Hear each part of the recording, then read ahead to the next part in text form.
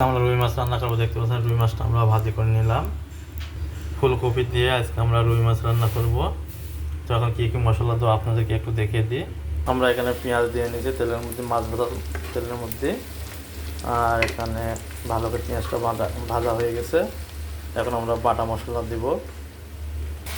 আমরা এখানে আদা, জিরা, রসুন, পেঁয়াজ এবং কাঁচামরিচ বাটা দিয়ে দিয়েছি সামান্য করে।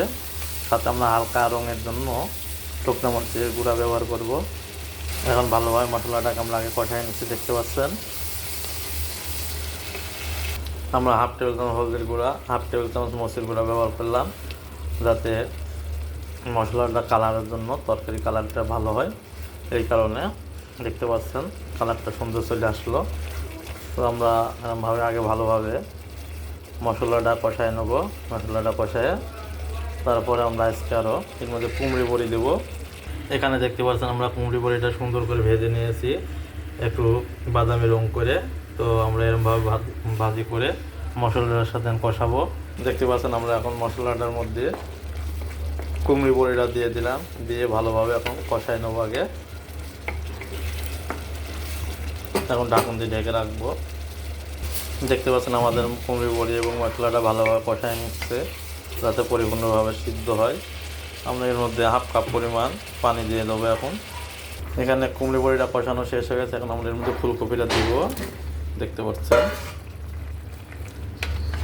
ফুলকপিটা দিয়ে ভালোভাবে মিক্স করে নেব মশলার সাথে। মিক্স করা শেষ হয়ে গেছে। এখন আমরা এর মধ্যে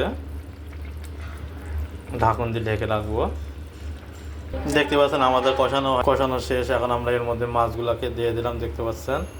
দিয়ে সুন্দর করে একটু নেড়ে আমরা ঢাকন দিয়ে ঢেকে রাখবো।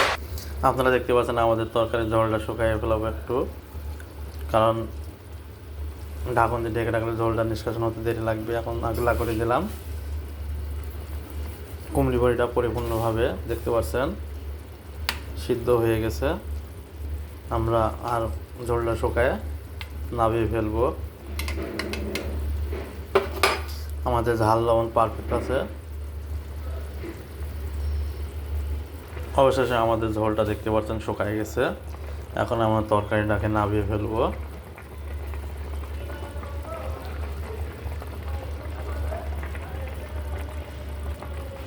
অবশেষে আমাদের মাছটা রান্না শেষ হয়ে গেছে, দেখতে পাচ্ছেন। আমরা এখন নামিয়ে ফেললাম।